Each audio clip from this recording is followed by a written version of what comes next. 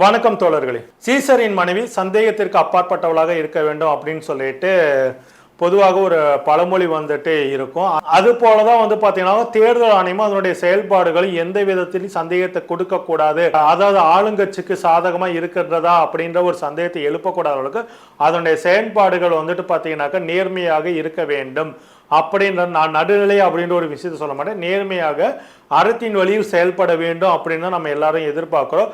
ஆனா தேர்தல் ஆணையத்தின் செயல்பாடுகள் அவ்வாறு இல்லை அப்படின்றதா சாமானிய மக்களுக்கே அந்த எண்ணம் வர அளவுக்கு தேர்தல் ஆணையத்துடைய செயல்பாடுகள் நடந்துட்டு இருக்குது. ஒன்றும் இல்லை, பாஜகவுடைய கூட்டணியில் இருக்க சிறிய சிறிய கட்சிகள் கூட பாத்தீங்கன்னாக்கா தேர்தல் ஆணையம் அவர்கள் கேட்ட சின்னத்தை கேட்ட உடனே கொடுத்திருக்கிறாங்க. உதாரணத்துக்கு பாத்தீங்கன்னாக்கா ஜி.கே. வாசனுடைய தமிழ் மாநில காங்கிரஸ்க்கு சைக்கிள் சின்னத்தை கொடுத்திருக்கிறாங்க. பாட்டாளி மக்கள் கட்சிக்கு அவர்கள் கேட்டது போலவே மாம்பழம் சின்னத்தையும் கொடுத்திருக்கிறாங்க. திரு டிடிவி தினகரனுடைய அமமுக கட்சிக்கு பாத்தீங்கன்னா குக்கர் சின்னத்தை அவர் பாஜக கூட்டணியில் இருக்கிறார் அப்படின்ற ஒரே காரணத்துக்காக கொடுத்திருக்காங்க.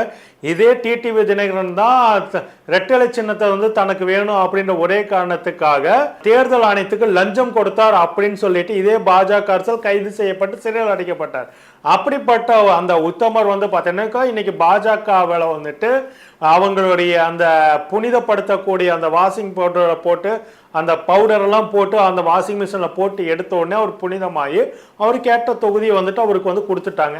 இதே பாத்தீங்கன்னாக்கா தேசிய லெவல்ல இந்தியா கூட்டணியில் இருக்கக்கூடிய சிறிய சிறிய கட்சிகளுக்கு சின்னம் ஒதுக்குவதில் ஏகப்பட்ட குளறுபடிகளையும் ஏகப்பட்ட தில்லாலங்கடி தில்லுமுள்ளு வேலைகளையும் பாஜக செஞ்சிட்டு இருக்காங்க. குறிப்பா பாத்தீங்கன்னாக்கா தமிழ்நாட்டில் இந்தியா கூட்டணியில திமுக தலைமையில் இருக்கக்கூடிய கூட்டணியில இருக்கக்கூடிய மதிமுக கட்சிக்கு பாத்தீங்கன்னாக்கா பம்பர சின்ன வேணும்னு சொல்லி கேட்டு அவங்க தேர்தல் ஆணையத்தை அணுகிறாங்க. தேர்தல் ஆணையம் கொடுக்க மறுக்கவே அவங்க நீதிமன்றத்தை அணுகிறாங்க. நீதிமன்றத்தில் தேர்தல் ஆணையம் சொல்லுது அவர்கள் 2 தொகுதிகளை போட்டியிட்டா ஒரு பொது சின்னம் கேட்டா கொடுக்கறதுல நியாயம் இருக்கும்.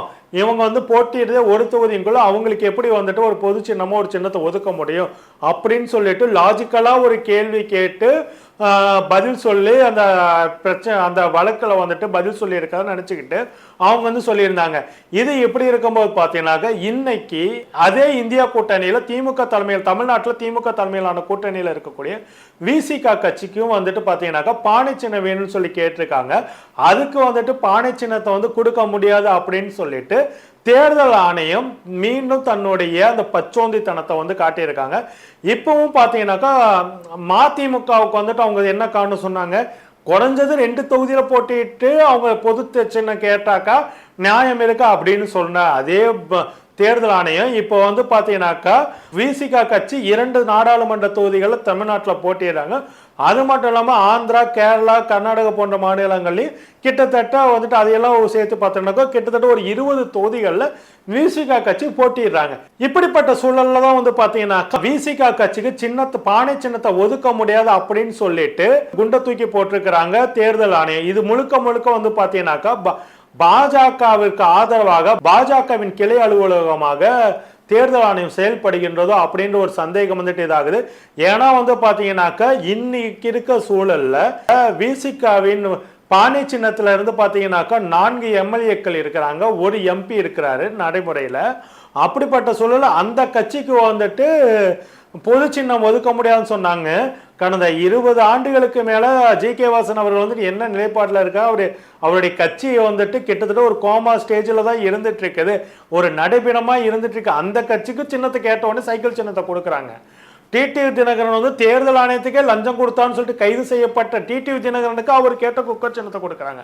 பாட்டாளி மக்கள் கட்சிக்கும் அம்பல சின்னத்தை அதுக்கு கொடுத்துருக்காங்க. அவங்களுக்கும் பாத்தீங்கன்னாக்கா கிட்டத்தட்ட ஒரு 4 எம்எல்ஏக்கள் உள்ள இருக்கிறாங்க. அந்த அடிப்படையில் அவங்களுக்கு கொடுத்துறாங்க.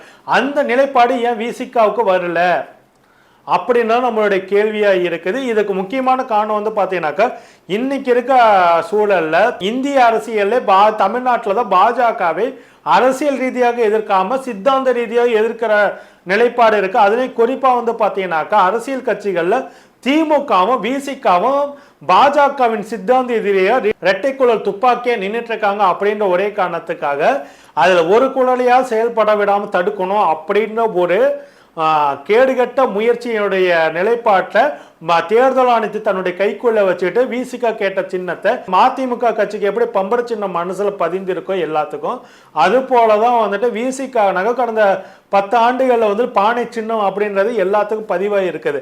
இந்த சூழல் அதையும் மாற்ற வேண்டிய வேலை செய்யறாங்க. நாம் தமிழர் கட்சிக்கு பார்த்தீங்கன்னாக்கா அவர்களுடைய கரும்பு விவசாய சின்னம் வந்துட்டு போயிடுச்சுனாக்கா அதுக்கு முழுக்க காரணம் சீமான் அவருடைய அலட்சியத்தால தான் அப்படின்றது. ஏன்னா முன்கூட்டியே தேர்தல் ஆணையத்தை அவர்கள் அணுகல, குறிப்பிட்ட தேதிக்கு முன்னாடி தேர்தல் ஆணையத்தனையும் அவர் சின்னத்தை கேட்டிருந்தா கொடுத்திருப்போம். அப்படி கொடுக்க முடியாது சொன்னா இப்பொழுது வேற சின்னத்தை வந்துட்டு அவங்களுக்கு கொடுத்திருக்காங்க. ஆனால் விசிக கட்சி முன்கூட்டியே தேர்தல் ஆணையத்தை குறிப்பிட்ட காலத்திற்கு முன்பே அணுகி அவர்கள் வந்துட்டு எங்களுக்கு வந்துட்டு பானை சின்னத்தை ஒதுக்குங்கன்னு சொல்லி கேட்டதுக்கு அப்புறமேட்டு கொடுக்கல. அதான் வந்து பாத்தீங்கன்னா விசிக நாம் தமிழர் கட்சிக்கு வந்து பாத்தீங்கன்னாக்கா நீங்க முன்கூட்டியே எங்களை வந்துட்டு அணுகல கேட்கல, அதனால வந்துட்டு சின்னத்தை வேற ஒரு கட்சிக்கு கொடுத்துட்டோம்னு சொன்னவங்க விசிக கட்சி முன்கூட்டியே கொடுத்தோம் அவங்களுக்கு வந்து கொடுக்கல. அவங்களுக்கு வந்து பாத்தீங்கன்னா பானை சின்னத்தை கொடுக்க மாட்டேன்றாங்க. அதே போல ஒரு தொகுதியில தானே போட்டிடுறீங்க, உங்களுக்கு ஏன் வந்துட்டு பொது சின்னம் வேணும்னு சொல்லிட்டு மதிமுகவுக்கு கேட்டவங்க அதே விசிக வந்து பாத்தீங்கன்னாக்கா தமிழ்நாட்டில் 2 எம்பியும் தென்னிந்திய மாநிலங்கள் அதாவது வந்து பாத்தீங்கன்னாக்கா கேரளா, ஆந்திரா, கர்நாடகாவில் 20 கர்நாடக மாநிலங்களில் 20 தொகுதியில போட்டிடுறாங்க. அப்படிங்குள்ள வந்து பாத்தீங்கன்னாக்கா அதுக்கும் வந்து கொடுக்கல. இது எல்லாமே பாத்தீங்கன்னாக்கா பாஜகவிற்கு ஆதரவாக பாஜகவிற்கு சொம்பு தூக்குவது போல தேர்தல் ஆணையம் செயல்பட்டு இருக்கு. அப்படிதான் சரி, இதெல்லாம் மிகவும் கண்டிக்கத்தக்க விஷயம். விசிக வந்துட்டு பாத்தீங்கன்னாக்கா தேர்தல் ஆணையத்துடைய இந்த முடிவுக்கு எதிராக டெல்லி உயர் நீதிமன்றத்தை நாட இருக்கிறாங்க. இந்த சூழல்ல வந்து பாத்தீங்கன்னாக்கா நீதிமன்றமாவது உரிய நியாயத்தை வந்து கொடுக்கும் அப்படின்னு சொல்லிட்டு தேர்தலுக்கு குறைந்தபட்ச நாட்களே இருக்குது அப்படின்றதான் நம்மளுடைய தர்ம சங்கடமான சூழ்நிலையா இருக்கு. ஏன்னா 19 நாட்கள்ல ஒருவேளை பானை சின்னம் இல்லாமல் வேறொரு சின்னம் வந்தாலும் விசிகாவினர் எப்படிப்பட்டாலும் அந்த சின்னத்தை கொண்டு போய் மக்கள் மனசுல வந்து நிறுத்தி காட்டிடுவாங்க. அதுல எந்த ஒரு சந்தேகமான விசிக தொண்டர்கள் வந்து பார்த்தீங்கன்னா ஜெட் வேகத்தை செயல்பட்டு அதை வந்து செய்வாங்க. விசிக இருக்கின்ற கூட்டணி இருக்கிற திமுகவும் மற்ற கட்சியினரும் திருமாவளவனை மிகவும் அதிகமாக நேசிப்பாங்க. அவர்களும் வந்துட்டு விசிகாவுக்கு என்ன சின்னம் ஒதுக்குதோ அந்த சின்னத்தை வந்து மக்கள் மனசுல கொண்டு போய் சேர்த்து காட்டிடுவாங்க. ஆனா தேர்தல் ஆணையம் ஏன் இவ்வளவு தூரம் ஒரு பச்சோந்தித்தனமா பாஜகவிற்காக இவ்வளவு தகுதித்திட்ட வேலைகளை செய்யறாங்க அப்படின்னு நம்மளுடைய கேள்விக்குறியா இருக்குது. இதை வந்து தேர்தல் ஆணையத்தை இப்பொழுதே நீதிமன்றம் வந்துட்டு சரியான முறையை எடுத்து உச்ச நீதிமன்றமே இதில் தலையிட்டு தானாக தேர்தல் ஆணையத்தின் செயல்பாடுகளை கண்காணித்து தேர்தலை நேர்மையாக நடத்தவில்லை என்றால் மிகப்பெரிய இழப்பு இந்த நாட்டிற்கு ஏற்படும் அப்படின்றத யதார்த்தமான சூழலா இருக்குது. எது எப்படி இருந்தாலும் சரி நீதிமன்ற தீர்ப்பிற்கு அப்ப பார்க்கலாம். நன்றி, வணக்கம் தோழர்களே.